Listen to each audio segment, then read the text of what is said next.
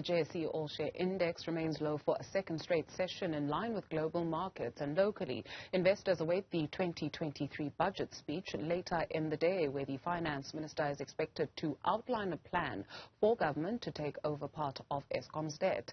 Viv Govender is the portfolio manager at Rand Swiss, and he joins us now for the latest market moves. Good afternoon, Viv. So the Rand is thinking ahead of that widely anticipated budget speech. What's going on? Should we brace ourselves for the dreaded 19 Rand to the dollar? Quite possibly. Remember, there's not just the budget speech coming up, there's also a grey listing decision, and there's also the U.S. Fed minutes coming out. I mean, you put the wrong combination of those three things together, we could easily break through 19. The market right now is very nervous. I think that we've seen, like since the start of February, I believe we were around 17 to the dollar. Now we're around about 18.30 plus, in fact, at the low.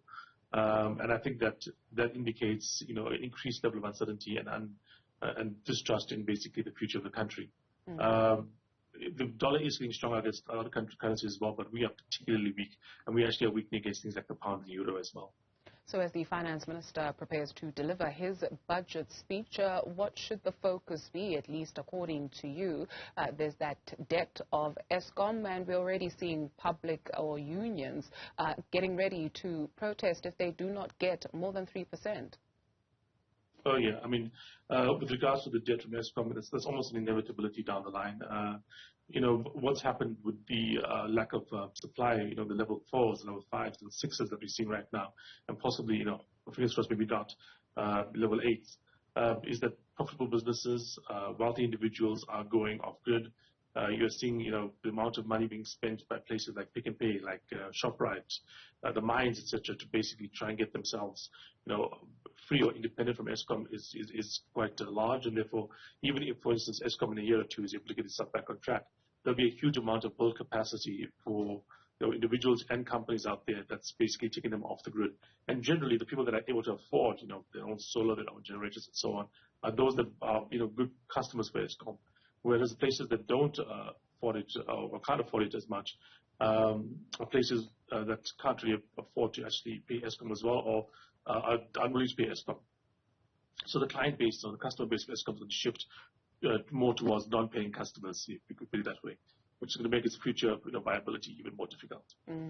Bid Corporation has published their results for the half year ended 31 December 2022. How did they perform? Excellently. We saw a big recovery coming through. People are going back to restaurants, people are going back to work, etc., and it's obviously positive for Bidcorp. So it's the food transport, the food handling, and so on that they do. So yeah, recovery from the COVID pandemic, more return to normality, more people going to restaurants, etc. Let's take a look at news from Standard Bank. They've dismissed 82 employees for their role in the illegitimate activation of digital bank accounts. What's going on there, and how did we get here? Yeah, look, I mean, this is not the only case in terms of employee malfeasance or some other issues with the banking sector. I mean, I've had numerous clients of mine come back to me over the last year or so, especially elderly people. And what happens is they'll go one day to their account and find like $1 million missing. Which is, a huge amount of money. And obviously, like, they get approached by the banks, and they're told, they'll give you back half the money, as a goodwill gesture or something like that. And the trustworthiness of some of the staffs of the bank have obviously fallen, or different banks have fallen, as can be seen by here. But this is not the only place in the world that's happened. I think Wells Fargo a few years ago in the U.S. also had a situation like this here, where where accounts are being opened, to get targets, etc. But if you can have trust with your money, you want the staff to be completely trustworthy and not to be vulnerable to these kind of small incentives and petty schemes. What do people need to look out for? I mean, $1 million is the obvious, right? But when somebody nicks a rand here, 50 cents there, you hardly ever notice, but you do see, hey man, something's not right with my account.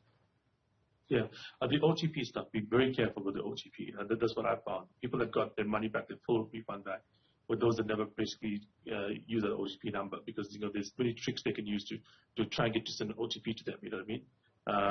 To say, oh, this is to verify that it's you we're talking to. This is to whatever. Be very careful. You know where it comes from. Never ever send it. Viv, as you're giving us that very important information, unfortunately we have lost our connection and we're not able to hear you. But the bits that we got is quite good. Viv, I understand you're still with us. Can you hear me? Yes, I am. I can hear you. Yeah, please, can you finish your thought after OTP? Yeah. Basically, don't give out your OTP. If you don't know where it's coming from, never send it out. This is a trick they use. They basically say, they'll call up and say, we are based, here to, this is you like checking your account. We're going to verify this is you. Please, we're going to send you an OTP right now. Send it to us and tell us what it is, and then we'll verify it so we can sort out this problem. Usually what's happening there is they've hacked your account. They're trying to basically do something. They need your OTP to actually get it done, and that's how they get the OTP. They basically, the OTP is sent to you, you send it to them, they put it in, the account's open. And because you actually are the one that gave out the number to these people, that basically means that you are liable for the loss. So it's one way in which basically the banks can escape basically liability for, maybe their weaker services or the weaker security or whatever for customers. So if you ever get an OTP and you don't know where it's from, or somebody calls you up in the bank and says, I'm going to send you an OTP right now, never ever give it to them. Go to your branch. You don't know what's happening, go to a branch and talk to them there. Never give it an OTP because somebody called you for the phone. Yeah, but branches are always turning people away in the name of digitization. I mean, many of them are becoming smaller, and you'll find that there's less staff. So what recourse is there, if any, for the consumer? If you basically never give your OTP out, if you never basically do something on your side, then it is purely a hack on their side. So they somehow basically hack the system of a bank, and they've got the thing done. The bank will usually basically, eventually fold and give you back your money. If I ever, like I said, if they sent you an OTP and you send it to the effectively fraudsters, they'll say, no, it's your lack of security, your lack of due diligence, and it's your fault. So if you ever have a query, don't do it. If somebody's just calling you up and saying, I'm from Standard Bank, and even though they're often like people that know how the internal workers of the bank work, they know how these things kind of how they should sound. Sometimes they even are former employees of a bank, so they know exactly what to say. Never ever give them an OTP, because basically you are at that point in time taking some responsibility for what's happened, and if there is money stolen, you will be basically held partially at least liable, or fully liable for that money. So if somebody calls you up, never give them an OTP. If you have any query, any question about something, doubt something, just don't end the conversation, and go to the website and find the number for the bank and call the bank directly if you're going to go to the branch. But if somebody calls you up and asks you for something, you never know where it's coming from. Viv Govender, Rand Swiss Portfolio Manager, thank you very much.